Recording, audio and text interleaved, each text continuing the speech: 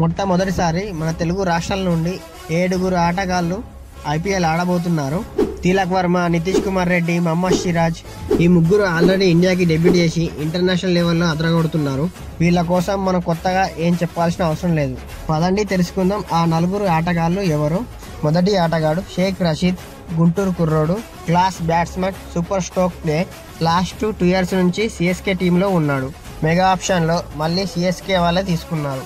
Next Tripurana Vijay, Delhi capital, 3 dimensional player. Batting, bowling, fielding. ఇతను శ్రీకాకుళం నుంచి ఐపీఎల్కి వచ్చిన మొదటి ప్లేయర్. నెక్స్ట్ వచ్చేది పైలా అవినాష్, వైజాగ్ ఆటగాడు, right hand power play batsmen. ఇతను మానిస్టార్ అని చెప్పాలి. భారీ సిక్స్లు కొడుతూ ఒక్కడే మ్యాచ్ని విన్ చేసే సత్తా ఉన్నాడు. ఈ ఇయర్ ఏపీఎల్లో సెంచరీ కూడా కొట్టాడు. నెక్స్ట్ వచ్చేది సత్యనారాయణ రాజు, ముంబై ఇండియన్, ఈస్ట్ గోదావరి ఆటగాడు, రైట్ హ్యాండ్ ఫాస్ట్ బౌలర్. ఈజీగా 130+ స్పీడ్ వేస్తాడు. మేకప్ ద హ్యాండ్, మంచి స్లోవర్స్ కూడా వేస్తాడు. ఈ సంవత్సరం ఏపీఎల్లో మంచి పర్ఫార్మెన్స్ ఇస్తున్నాడు. ఫ్రెండ్స్, ఇలాంటి వీడియోస్ ఇంకెన్నో చేయాలంటే నా ఛానల్ని సబ్స్క్రైబ్ చేసుకోండి, వీడియోకు లైక్ చేయండి.